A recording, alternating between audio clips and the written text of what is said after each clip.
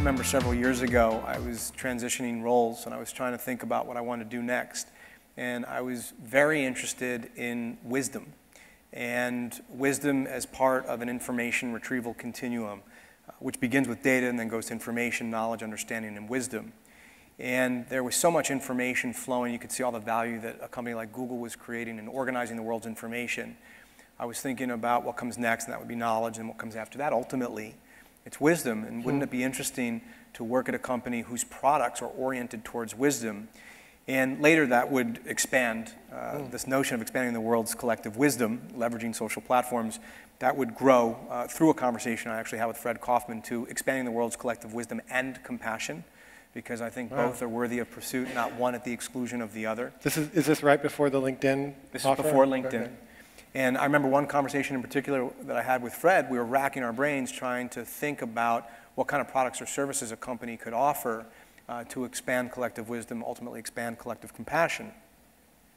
And over a fairly decent period of time, subsequent weeks, maybe even months, came to the conclusion that was going to be extremely challenging, but ended up circling back with Fred and sharing with him the conclusion that I reached, which was, you know what, this may be less about developing a product that does that, and it may be more about having a position within an organization where you can influence others. And if expanding the world's collective wisdom and compassion is important to leaders within an organization, it will most likely be important to their employees. And if it's important to their employees, it will start to manifest itself in that company's products and services. Wow. And so that's been the approach. So when you talk about these other CEOs, they may not have explicit tools to do this, but if it's important to them, and I believe it is, these founders, in particular, these founders, are creating cultures through their very actions. They're the models within their organizations. It manifests, that DNA manifests itself in everything that they do. And then going back to your interview question earlier about how you can better understand whether or not someone's a good fit, do you ask explicitly or not?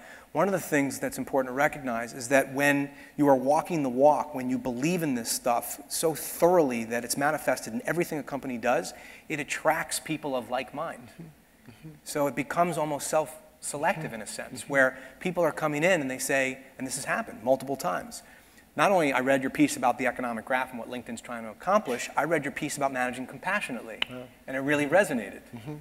So that's when the flywheel really starts to spin in a very profoundly positive way.